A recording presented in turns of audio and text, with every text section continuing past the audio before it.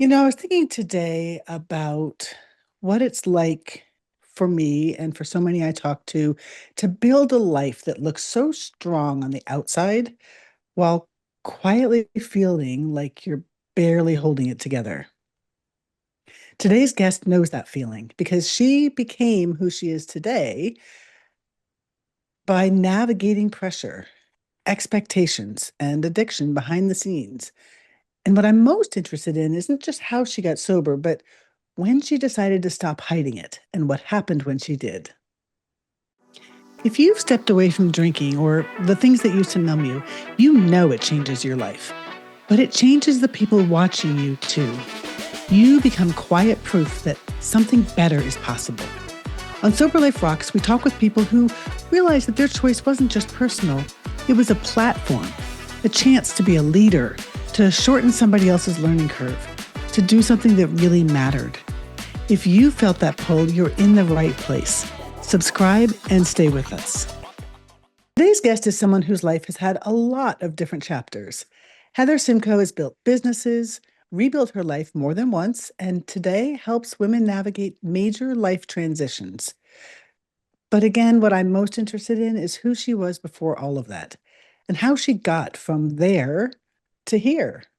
Heather, welcome to the show. Thank you for having me. Absolutely.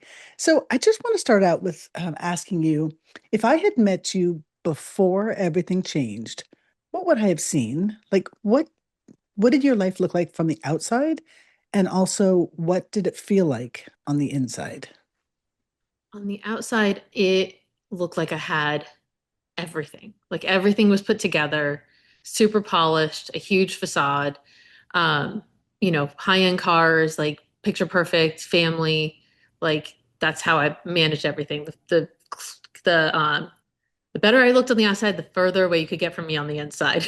So I was very busy. I ran businesses, and so it was a very um, but chaotic on the inside. I knew there was always something wrong. I knew I had a problem and I didn't really understand how to attack it, or I was afraid of what that actually was and what that would mean in changing it. So, yeah, on the And outside, everything was picture perfect. On the inside, what led you complete to mess. create that perfect picture life? Okay, so yeah, we can go back to the beginning. I grew up in a family. My parents were teenagers when they had me. They were 16 and 19. They had actually gotten married, and that very quickly dissolved what teenage marriage really does well. you know? So Well, teenage uh, anything does well. anything, exactly, yeah, exactly. So that very quickly fell apart, and I ended up moving in with my dad, which says a lot, as my mom wasn't really a maternal figure, and so he got custody of me. And we moved around an awful lot. And later on, I realized there's addiction. We know it's family disease. It was genetic, but I was unaware. So we moved around an awful lot. And then I moved in with my grandparents, and my dad met the girl next door, married her, and that became a very classic Cinderella story.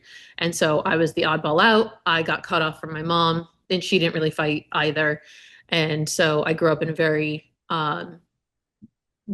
lie based lifestyle. And we, same thing, like you put that facade on the outside, you don't let anyone on the inside, regardless of what's going on. So I was taught, tell everyone your stepmom's your real mom. Like I was taught how to lie my entire life and put on a version of ourselves, which most families in America, you sweep everything under the rug, don't let anyone in. And so my whole lifestyle was generally around that, not realizing my dad was suffering from alcoholism my entire life as well. And by the time I hit my teen years, I was very athletic. I was in sports when I was allowed to be in them, or that my parents could afford, because that Cinderella was either my sports or my activities versus my brothers. Became mom number two with much younger brothers. And by my freshman year of high school, I had a very close friend who, back in the day when we mailed each other letters in the dark ages, Right? I'm showing my age. And there was a letter there, and most of my friends weren't allowed to come into the house because they would see the inside, what was actually going on. And she wrote a very nasty thing about my stepmother, and I was no longer allowed to have her as a friend. A lot of that control, like she's very, very controlling. And I found my first addiction, which was food, because I wasn't allowed to party. I was nerd, like I really wasn't allowed to live in that kind of a lifestyle. And so I was the babysitter. I was, we kind of lived in that general a Nerdville type of thing. At least I grew up in Silicon Valley and I generally like school, so it was kind of easy. But um, I found food and I went from very athletic to completely overweight. And I went to school in high school where I was in school with like models, like they'd be on the front cover of a magazine at the grocery store. And I'm one of five overweight girls in the mid 90s, like trying to dress like Clueless. It was very much a fish out of water. And so I very early on got taught to put a version of yourself out there and not let anyone in. And we moved around an awful lot. So it made it really easy for me to be geographical, to keep people at arm's length because nothing was stable, nothing was permanent. So why let anyone in if you're going to be gone next year anyway? And so it really built that huge foundation of make everyone look like everything's good, don't let them in because we're going to be gone. And God forbid someone at home, you have to deal with them reprimanding something that's not healthy at home from someone on the outside. So definitely Mhm. have a foundation for addiction, to say the least, was my complete upbringing. So that Ugh. definitely, yeah. Oof. And so alcohol came along and was the answer to quieting the noise, I'm guessing. Entirely. First, it was food, yeah, because I didn't have an outlet otherwise, not at all. So my focus was getting into college because that was my ticket out. Because I was very depressed, very suicidal, didn't understand, especially as young addicts or that kind of mindset, you don't really understand what's going on. So it was either, and this was a real bridge, like fork in my life, kill myself, go to college, like Mm. way out, or I mean, it was really that deeply depressed in high school with no sense of value at all because it was just that was reinforced at home an awful lot. So obviously I'm still here. I made it into college. We actually moved cross country. I got into schools in California and in New York. My stepmother was from New York, and so we hightailed it cross country, geographical again, go figure, and landed in upstate New York. And 17 years old, I'm home. My parents are treating me like I'm in high school again, driving me to and from college. I was like, no, I'm out. So at 17 years old, I am on my own. I'm homeless basically because I live in the dorm. They don't have a home for me anymore. No driver's license, no car, a few $100 in my bank account, and go. So my first college party, oh yeah, whatever, icky beer in a solo cup was the first experience I had. I was like, oh, that's what this is. And I had, potheads for roommates. Like it just, I got exposed to all those normal things, like trial by fire, basically, with all the things that college brings. And so luckily I didn't get into any, for me, drugs were not necessarily part of I was probably secondhand high my whole freshman year of college. How that, I survived that, I have no idea. But yeah, the alcohol was definitely, it was accessible. We got fake IDs is what you did. And so it seemed normal at the time, but only normal by other people were probably also alcoholics. So that was my first introduction to that, to say the least. So So let me bring you back to the moment that you said that you were looking wildly successful. What were yeah. some of the things that the outside trappings? What were the businesses that you ran? Like, how were you presenting yourself? Yeah, so all of that didn't feel enough. My husband and I both, we're actually both out on our own at 16 to 17 years old. So we had a lot to prove to everyone who said that we were less than. And so my goal and his goal, we started dating when I was 19. I met him through my friend in college, and we've been together ever since. Thank you. By any miracle that my husband is still with me after almost 30 years through all of this alcoholism. And so I stayed in college to become a school teacher. He was a entrepreneur. I grew up in an entrepreneurial family and self-employed as a babysitter. So when he said, "Hey, we run a family business. This is what we do. Are you on board?" I'm like, roll my sleeves up. I'm ready to go. So school teacher by day and gym. We owned an MMA gym before in the 90s when it was still at its infancy. No one even knew what it was, say Brazilian Jiu-Jitsu, and they think you're speaking Chinese. And so we built this gym. Did instructional videos. And so we just built this entire, basically online and in-person empire, mostly online first. He was the first one to publish books, first American to do it. And so we were on the forefront of that industry working Wow. 18-hour days. Like I'd wake up and teach, student teach, come home and then sign people up and send books out. Like I actually we had this huge release and I locked my keys in my trunk with all of the books that I hand wrote that were shipping all over the world in my car. I had to get campus security to unlock my car. I was like, oh my gosh, he's gonna kill me. I have all these books. So that was our success. Like we really built that from the ground up for a very, very long time. And so between being school teacher and then business owner, we were very well known in our environment. So again, especially in New York, you don't show weaknesses because they're going to use it against you. And so that kept that huge emotional wall up. Like we were the only ones who let each other in at all. Anyone else? you can't, because God forbid someone finds that out and uses it against you. So that's where we really built that. I call it like the moat of success. Like the bigger wall I build of success, the harder it is for you to get inside our fortress of solitude so that we can, maintain this facade. So yeah. And what an interesting one too, being in this healthcare, health focused world Yeah. and teaching children Mhm. and having this dirty little secret. So Oh yeah. was there a I, moment, like did something click or like what happened?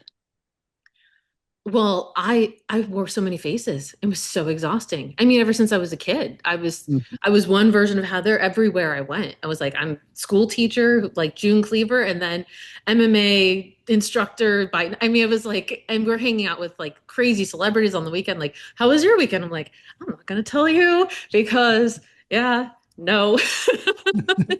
Seventh graders. I was like, but yeah, it was so many different versions of myself. And the first part of breaking that down was we built a business. I was making so much money over there. The more I focused on it, I'm like, why am I beating my head at this basic salary where if I put that much energy in, the sky's the limit? And so my husband gave me a goal. It's like, if you do this amount in this amount of time, you can leave your teaching job. And I did it in 30 days. And I was like, peace out. I'm done. And went pedal to the metal full time into the business. So I took that face off. I was no longer seventh grade social studies teacher. If you want to see me, you can come to the gym. You know what I mean? So I at least got rid of that version of myself. But really, where it all came crashing down was we built it. We had multiple. I we ended up with 400 students, massive online business, and I finally got promoted to purple belt, which in Brazilian Jiu-Jitsu is almost, and now it's more common. Back then, a woman getting promoted to that level was extremely rare. And the individual who gave me my belt, the Gracies are like the main people, but this is the guy who won the first two world championships in their art, gave me my belt. And I think I'm one of only two females who've done it. So we were amongst like the who's who of this industry. And so it also fed my ego of alcoholism. And we taught law enforcement. I had every get out of jail free card you could possibly imagine. Without going to drug Mhm. laws, I should have lost my teaching certification, my license, all at 21 years old with an accident, like 100%. But every ticket I got of literally every single thing I should have gotten caught for was I had, how many calls do you want to get? Pretty much. So we eventually built the business up, brought in a shareholder and semi-retired to Naples to open a third location. And I got in a car accident a month coming down here and got rear-ended, which messed up. I got nerve damage and everything I thought it was, everything on paper. I was actually Mrs. New York. I had a purple, like I chased everything on paper I possibly could. Shoes, booze, handbags, I had Maseratis, Mercedes, like literally everything you could see on paper. And God, it was like, nope, it's all gone. And at that moment, that's when the spiral completely started. And anyone knows anything from New York, you have to work really, really hard to get your alcohol over 5%, depending on what side of the river you're on, whether it's a liquor store. You had to be very innovative to get what you needed to survive certain days of the week. To Florida, where you can go to 7-Eleven and it's literally everywhere. Literally, I was blown away. Mhm. And so I was like, I have to go to the grocery store. I forgot something. I have to go here. My husband's like, I mean, he's known I've had a problem for a very long time, but down here it just it spiraled because the accessibility was insane. So we got to a point where we moved into our house, and we were both spiritually bankrupt. We literally had everything on paper you could possibly imagine. We arrived. We're like semi-retired in our 30s. Why are we depressed and feel empty on the inside? And so I thought it was him. I thought it was his problem. Like, let's go to therapy. Like, let's fix my husband. And so we go, and he's like, sure. She goes, okay, so you can go home. Heather, we need to see you next week. I'm like, oh, great. We're going to come up with a plan to fix him. So, like, getting ready. I'm like, the fix my husband plan, right? And so she goes, okay, so do you think you might be an alcoholic? And I'm like, no, I have a consumption problem. Yes, you do, Heather. Um, if I can control, I literally, these words came out of my mouth. If I can learn how to control my drinking, like I control eating ice cream, because food was my first drug of choice, because I was in shape now. Like I pretty much conquered that in my mind at the time. Oh, a facade still. And I'll be just fine. And so then I never went back. It was like the shadow of Heather was just like the smoke, psh, done. Like you probably see a shape of my body through like a cartoon through the door. And so we're like, okay, well, therapy didn't work. Where do we go now? So we were like, community. My husband grew up Catholic. I had some experience in church as a kid. I was like, you know what? Community. You can't go wrong with that. We've got, my daughter was 9 at the time. And, we're going through all these, like, my crazy situations are happening faster and faster without getting into a drunkalog. And so we're like, okay, we'll go to church. And that is where the miracle really started because I signed us up for embrace groups. And there were 2 women in there. My husband's very much business minded. And where he is now, I'll tell you at the end of the story, it will make everyone laugh because this is what God does to us, right? And so we go, he's like, I'm not taking off from work. I already go to church on Sundays. That's enough. I'm like, well, if we're going to do this, we should do it right, right? Like, let's go and meet friends. So I go in there and I hear 2 women tell me about their sobriety for the first time in my entire life. 7 years sober, smiling. And I'm like, okay. Then another woman, 25 years. Like, it blew my mind. I'm like, first of all, you don't say that out loud. You don't talk about that, nor are you Right? happy about sobriety. What is the matter with you? It was like, like glass shattering. I couldn't even wrap my head around people being happy. And so, of course, I keep spiraling. The pastor is like, we're crumbling. My husband's like, I can't do this anymore. So he starts bringing people in to help with all these like crazy situations. People are preying on me. I'm like BSing them because I'm totally drunk. It's like insane. And so I finally reached out to those women, and one brought me to my first meeting. The other one became my first sponsor. I didn't realize there were recovery meetings in the church. That Mm. was the bridge back to recovery. And so I compared my way out entirely. It was like, oh, I wasn't that bad, or, until I was. And we eventually got to the point where I get a little bit of time, the normal, well, not everyone has this, but most of us, it took me about a year and a half where I'd get like a week or two, maybe 6 weeks, like these little tiny stints. And then I would BS my way back, pick up again, and be right back to the races. And the last round of that was right around my daughter's 9th birthday. And this is funny. And only alcoholics would get this. So my goal was to get sober on July 2nd, because this was 2014, because 7 times 2 is 14. And that sounds like a really nice recovery date. So that was my goal. Like, the Sure, why not? insanity. It makes sense. I was like, that was a nice thing. There's a flow to it. That's my goal. So I'm just gonna go nuts, make it to that day, and that's the day I'm gonna get sober. Of course, God had a totally different plan for me. And I got to April 30th, and I was at the point where I couldn't drive past the place. And mind you, Florida, like there's every corner, every gas station, they're selling liquor or alcohol. I couldn't drive past the place without grabbing it, drinking, and I know I was a finisher. Like I guzzled everything, and I had gotten home, and my husband, who is my best friend, like wouldn't talk to me, and that might as well be prison for me. And I knew I had, completely disappointed him again. I'd lied to my sponsor. I'd lied to everyone around me again, gotten fake chips, which we all know how that goes. Happens. It happens. I had to make amends for that later on. But I got home and he wouldn't even come to bed. He's like, I'm done. I'm totally done. Like, I can't do this anymore.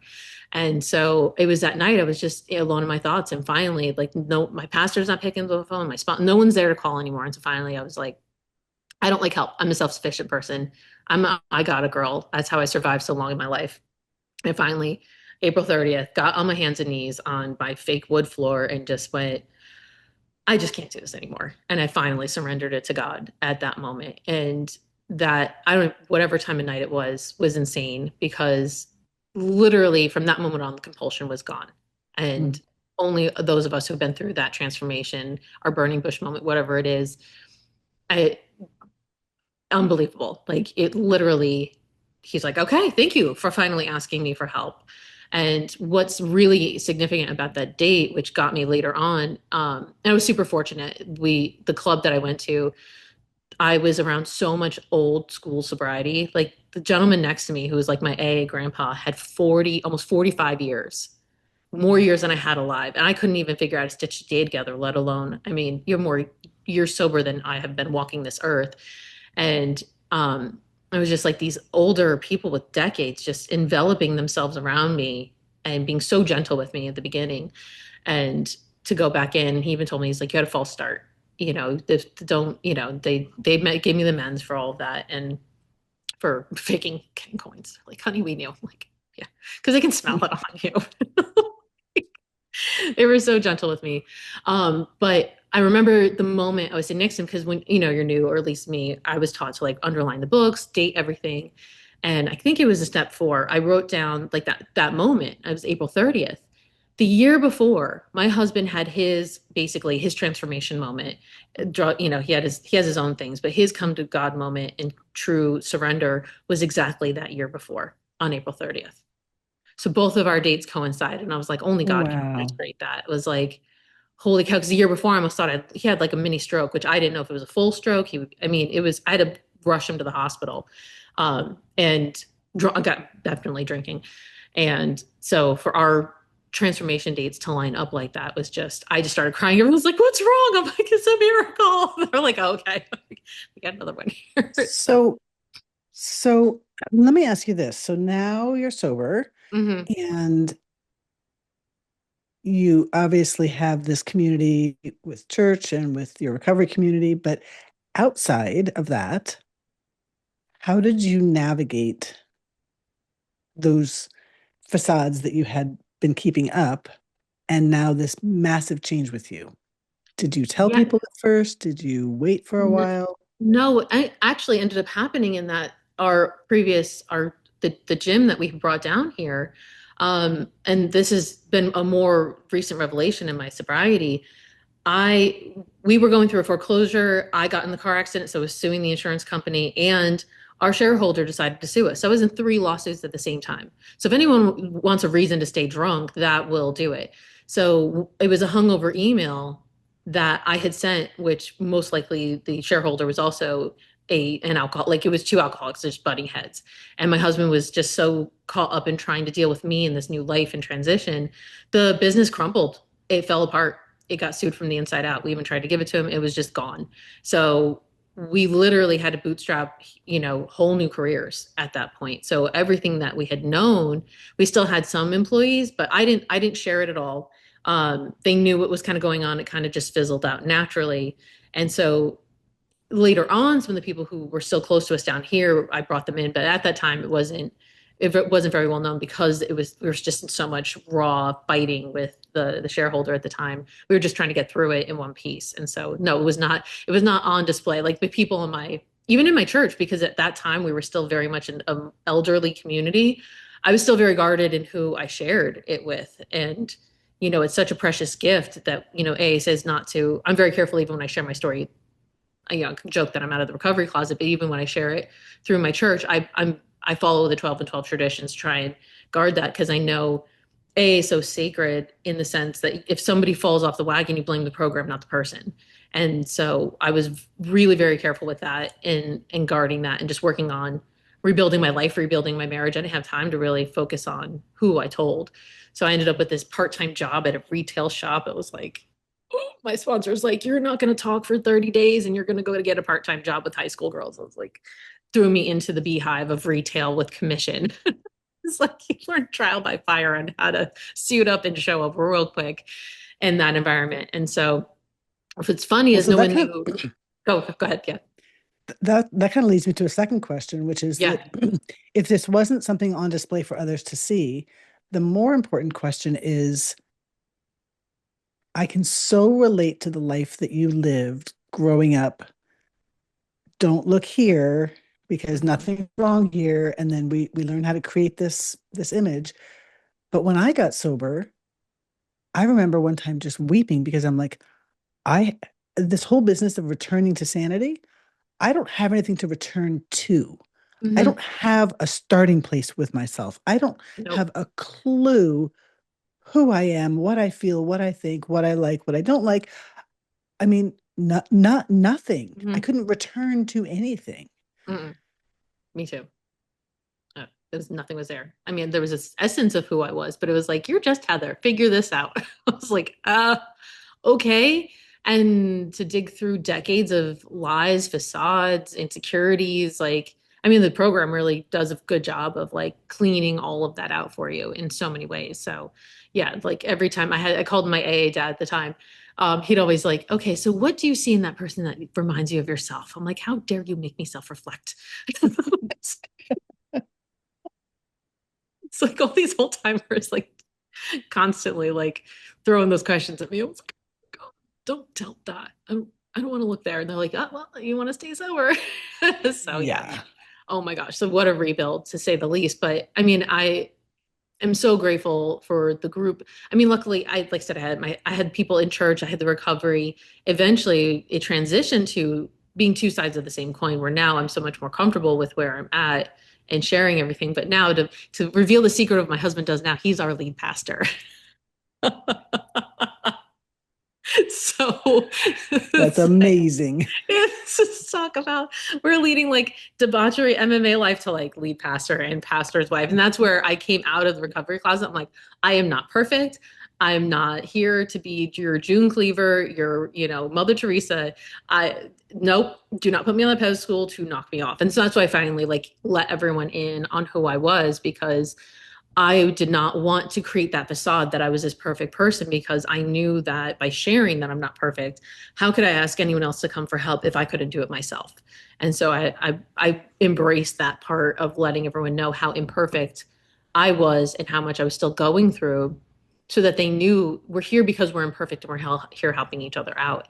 And that's why we're so closely intertwined with the recovery community, and every building that we are responsible for is giving a safe space for the recovery community to feel welcome and warm, because it saves so many lives in that bridge of you're loved, you're wanted. Like it saved my life. I mean, I absolutely would not be here the track I was going down, either by alcohol. I mean, that was it. That was at the end. And how was that received when you shared that about yourself? It was miraculous. There are people who came up to me I did not know had struggled with alcohol. People like it was so many people opened up to me that was mind blowing. Like you speak at a meeting and they're all the same, but when you open it up to a room that you don't know who's dealing with what, it was like a line of people just, yep, me too, or yep, my dad, or yep, it was like, oh, I've got 25 years. I was like, oh, I'm not alone here. And so it solidified the fear of sharing my story on that level, to then allow all those people to know that they could let their guard down too, because I was so used to, keep my guard up, keep you out, but it allowed them to drop their guard for the first time. And I'd known some of these people for a very, very long time. And once I told my story, that was it. They were ready to open up. And so Isn't the that miracles, fascinating? it truly is. Like, they're like, oh, you're safe. Oh, we can let this out. And so, I mean, the miracles, boundless through all of that has been tremendous. People who are like, I'll never set foot in a church, to now are running meetings, sober multiple years, like relationships and marriages completely rectified. I mean, it's only through, one alcoholic helping another that those miracles have happened for sure. And I feel like, a story like yours and a story like mine, we were so isolated with our Mhm. drinking. Like Oh, yeah. I didn't go out and drink in public. I didn't go to bars because I didn't know what would happen. Parties for me were dangerous because if I got going too much, then who knows? So I loved drinking at home and I loved people not knowing. Hmm. And so to then find this universal commonality with our fellow men and women Oh, yeah. where everybody has been touched by it in some way or another. Or Hmm. today, I mean, people are looking at their relationship with alcohol before it becomes a problem and just saying, is I this really know. serving me? And it's Oh, yeah. fascinating to me. Yeah. My daughter's 21. She joked because she would come to the rooms with me. I didn't hide it from her, because I'm like, if you have a problem, I want you to know that this is welcome. I thought it was a punishment. And so I was like, well, you're coming with me. And so she'd go to the meeting with me. I'd drop her off at school. And we're like best friends now. I'm so grateful, because I never had a mom figure. And so I got to be the mom for her I never had. And so she turned 21 last March and goes, she's like, I had 5 shots. And my husband's like, wait, what? She's like, of espresso. So, because she's seen what that does, and Yeah. she may pick up at some point in her time, but she knows the good, bad examples and the good, good examples. And if it's a 50-50 shot that that's something she has to deal with, why bother going through all of that if she doesn't have to? And so I'm so proud of her generation that they're learning from our mistakes and that they're even sober curious, that this is even a term. Like there's sober talk, like, oh, they have all these like non-alcoholic lifestyle. I mean, they're turning to some other coping mechanisms, but overall, they're so much more aware of mental health and sobriety not being a punishment. It's actually like a badge of honor. They're like, yeah, I don't need that. Like, good for you guys. Like, bro, you learn Weirdos. from our mistakes. Congratulations. Yeah, I look at my kids the same way. I mean, they've dabbled and experimented, and both of them have come to be occasional light drinkers. Hmm. But I think that growing up in the rooms by Hmm. my side, it's like the cautionary tales were there. But that's one of the reasons why I'm so passionate about having this podcast is that Hmm. it's only by talking about it, it's only by sharing, it's only by letting people in that that healing really begins to happen, both for us and for others. Like we're giving a Hmm. gift to others of Oh yeah. permission.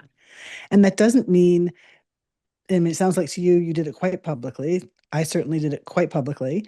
Um, but it took me 18 and a half years to talk about it. Hmm. Um, but maybe it's just telling, some people that you feel safe with Oh yeah. and kind of slow walking the conversation. But Yeah. No one. it's a gift of connection. Hmm. And true fellowship. And so many people are so alone. And that's where going those rooms and how I always joke that they're like my favorite mixed nuts with a Z. Because everyone's like, we're all like a little different, but when we all talk, we all, as crazy as the stuff comes out of our mouth, we're like, me too. Like where else in the world can you go? And then we say, like, you're treating your illness, but how lucky are we that our illness is getting together with a bunch of people in a room with some couches, or like we don't have to go for infusions. Like I mean, it is the easier, softer way that all it takes is proper fellowship. I mean, it seems only, but getting honest with yourself and other people who are like-minded, that you can battle and overcome such an insidious disease. Like it's one of the true miracles and beauties of this disease that for me, it was like, I don't want that letter. And then all of a sudden, what I thought was the worst thing that ever happened to me literally has become the best thing that has ever happened to me in my entire life. And I wouldn't imagine my life any other way without it.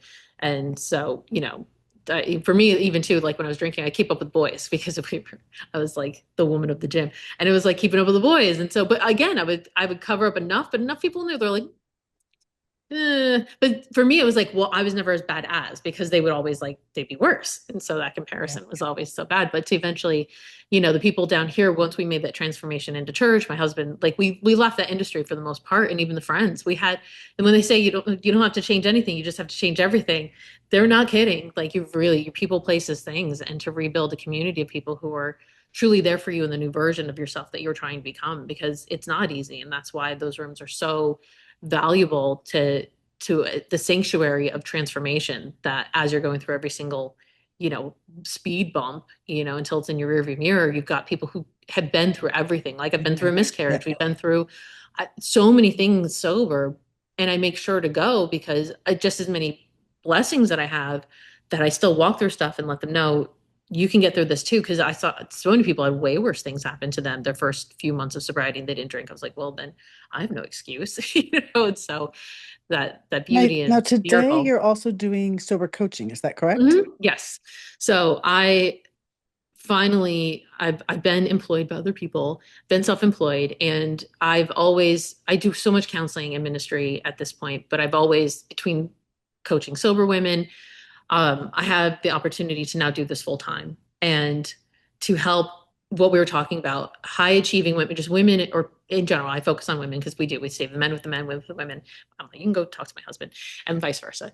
And helping them catch their behavior, because I lost a business. I didn't lose my husband, thank God, but before you lose the incalculable things, to catch that and to help take that stigma, if you don't have to be necessarily an addict to be addicted, or catch it before you can get off at any floor.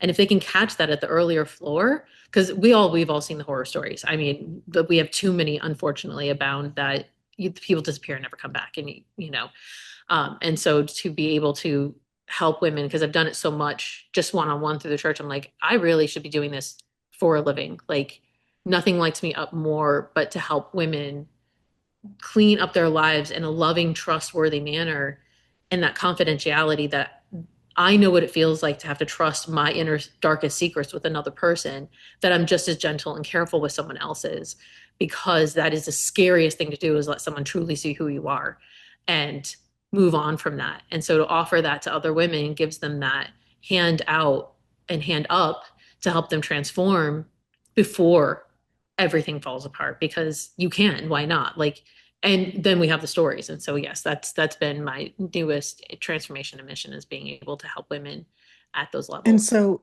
like, you know, and I know that where we were at the time when the elevator was going down but hadn't hit the bottom, that Mm-hmm. nobody could have told us anything. Mm-mm. Nobody could have um, convinced us anything because we had this whole construct that we were operating out of. So, what would somebody who is not yet at the bottom be saying to themselves that would be open the door to work with a sober coach like you? Yes. And so that's why I talk about sober and life transformation, because it the way I'm approaching sobriety as a whole to women who may not think that they're addicts yet is being sober minded, sober mentally, physically, and emotionally, because that allows me to every touch point to clean up their diet, their health, their emotions, chaos junkies. And I've worked with the gamut. And so most women, especially high achieving women, have a coping mechanism, because we're at 100 miles an hour. We can't trust anybody. How do we go from 100 miles an hour back to zero so I can just shut off and then do it again tomorrow? But most of us, at least me, when I was in that, I was buying every self-help book. I was Googling, how do I control my, I was out there looking for the answer. I knew there was something wrong inside. And so for any woman, there's that, you feel stuck inside and you don't know who to go to. And so that's the beauty of the internet, is here inserts, oh wow.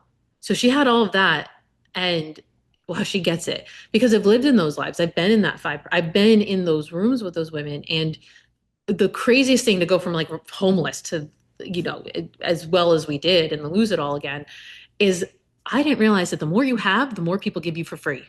You it was like, you go into a hotel, they hand you alcohol for free. You don't have to buy it anymore.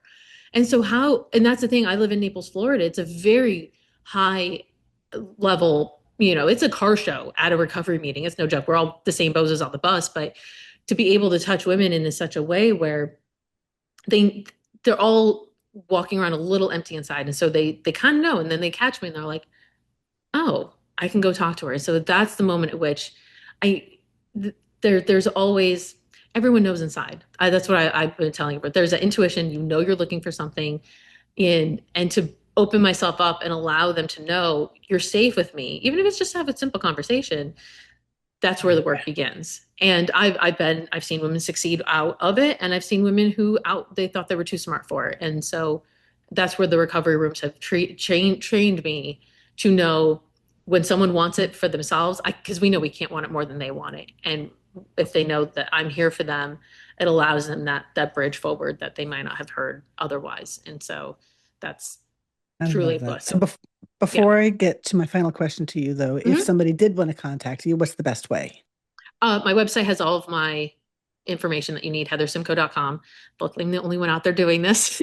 And all my handles are all the same. So Heather Simco, I've got TikTok, I've got, thank you to my daughter. I have all the social medias all intact, ready to go. My techie guru daughter.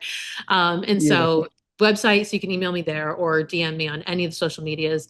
And I respond, I'm in charge of all of it. So you can directly get me. You don't have to worry about someone else seeing it. So any of those ways you can reach out to me if you're ready for the change, or Good. you want to get And we'll put unstuck. that in the show notes as well. So, my last question to you, Heather, this has been such a beautiful conversation, and I feel like I can envision the path that you've walked, but we've talked about a lot of what changed on the outside, Hmm. but looking back now, what do you feel like has changed the most in how you relate to yourself? I finally feel comfortable in my own skin for the first time in my life. I can wake up. I know who I am. I know my purpose. I know if I feel uncomfortable, I know how to handle it.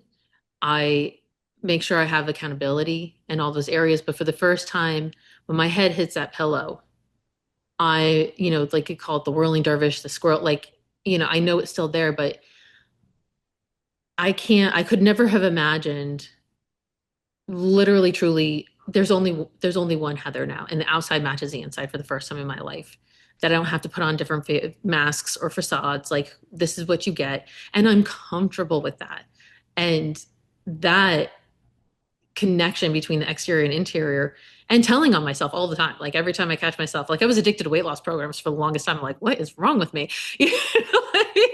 And making sure I'm always working through that. But yeah, the biggest transformation is the peace, the love, the understanding, confidence, and self value. And actually, I would say finally, they tell you to will love you until you love yourself, and that is truly true for me. Because my husband's like, I wish you could love yourself the way I love you, and I think at least at this point, I may not be as close to how much my husband loves me, which I'm so grateful for, but that I'm hopefully at least close in loving myself for the first time, and valuing my life and valuing who I am as a human being first and foremost, which would not have happened if it wasn't for the journey and all the people, encourage me to continue to grow and the recovery process. So, Hmm. And when this airs, you will be 1 week past 12 years of yes. sobriety. So So April 30th. Yeah. Thank congratulations. you so much. One day at a That's time. That's it. amazing. So, That's yes. amazing. Thank you so much. I always like to kind of close our podcast with some reflections. And what stood out to me about this is how much of this journey often happens quietly for people. Like before really anyone knows what's going on with us. And then when we finally do get sober, that part of the journey can often be before anyone else knows, before um, people realize this transformation that's going on inside of ourselves. But I think that for me, what I heard is that that isolation that we feel, that masks that we put on, the people that we keep away from us, that's part of our sickness. And that's part of the pain. And the day that we decide that we can show up as our imperfect selves on this journey of our sober choices, that's when the magic really happens. That's when the connection happens. That's when we become more confident in our own skin and we allow ourselves to be the human beings that we've been running from our entire lives. And so, what I think I'd like to close with is that when we choose to be open like that, it can actually help somebody else. It can actually allow them to talk about their own experiences or their own struggles or their own fears or their own family members. And it's that gift that we're giving not only to ourselves, but to others. Heather, I really want to thank you for coming on and sharing your story. Well, thank you for having me. I feel so grateful to be Absolutely. in on this journey with all of us in recovery. And if this podcast touched you in any way, or if you know somebody else who needs to hear this message, please share it, subscribe, and help us reach more people who can have transformations like the one that Heather's had.